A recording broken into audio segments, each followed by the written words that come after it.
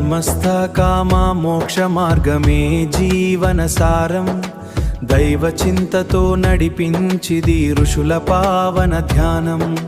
చతుర్విధ పురుషార్థములు చూపిన వెలు దీపం, అతుర్విధ పురుషార్థములు చూపిన వెలుగు దీపం. ఆదర్శ జీవన మార్గమిదే భారతీయ సంస్కృతి రూపం. ధర్మమునే దివ్య వృక్షం నిలవాలి, దీనునికి చేయి అందించి ప్రేమగా నడవాలి. అర్థమనే సంపదంతా సత్కర్మ వినియోగం, అన్నదానం ఆపద్ధర్మం జీవితం యొక్క యోగం. కామమంటే కేవలం కోరిక కాదు, సత్య ప్రేమ. కుటుంబంధాల పవిత్రతే మనిషి జీవన హేమ. మాటలతో మాధుర్యం ఉండే మనసులో కరుణ వెలిగి,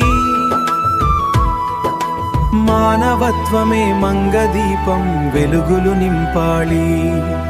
మోక్షమంటే అడవులో తపస్సు కాదయ్యా, మనసున నుండి ద్వేషమంతా విడిచే మార్గమయ్యా. లోకమనే సంకేతాన్ని తెలిసి సత్యం చరితే, లోకలున్న పరమాత్ముడు సాక్షిగా నిలుస్తాడే.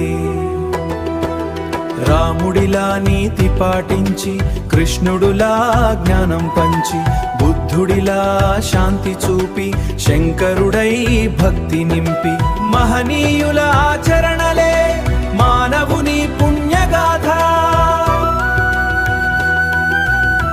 చతుర్విధ పురుషార్థములే జీవనానికి దివ్య పథం. ధర్మం తోడై అర్థం వస్తే జీవితం పుష్పవనం. ప్రేమ పలుకజ్ఞమే కామం మారే పవిత్ర యజ్ఞం.